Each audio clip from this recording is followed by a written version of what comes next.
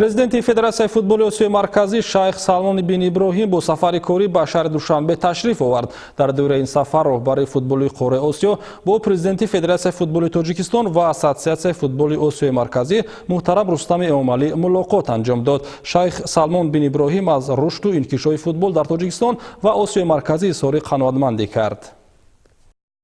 Президенти Федерацияи футболи Тоҷикистон ва Ассотсиатсияи футболи Осиёи Марказӣ Рустами Эмомалӣ санаи 20 сентябр бо президенти Конфедератсияи футболи Осиё Шайх Салмон бин Иброҳим Ал-Халифа мулоқоти судманд анҷом дод. Зимни вохӯрӣ тарафайн дурнамои ҳамкориҳои судманди дуҷониба аз ҷумла ҳолати кунунӣ ва ояндаи рушди футбол дар Тоҷикистон ва Осиёи Марказиро ба таври муфассал баррасӣ намуданд. роҳбари Конфедератсияи футболи Осиё ба натиҷаҳои мусбии оғоз кардани марҳилаи интихобии ҷоми ҷаҳон 2022-ро ба мунтахаби Тоҷикистон табрик намуд.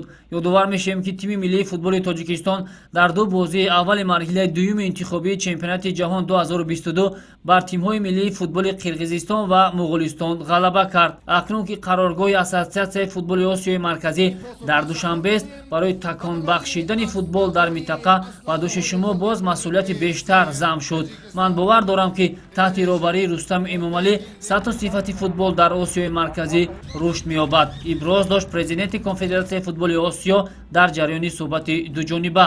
Президенти Федератсияи футболи Тоҷикистон муҳтарам Рустами Эмомалӣ дар навбати худ ташрифи президенти Конфедератсияи футболи Осиёро натиҷаи ҳамкориҳои мутақобилан судманд ва натиҷабахши Федератсияи футболи Тоҷикистон ва Ассотсиатсияи футболи Осиёи Марказӣ бо Конфедератсияи футболи Осиё маънидод намуд.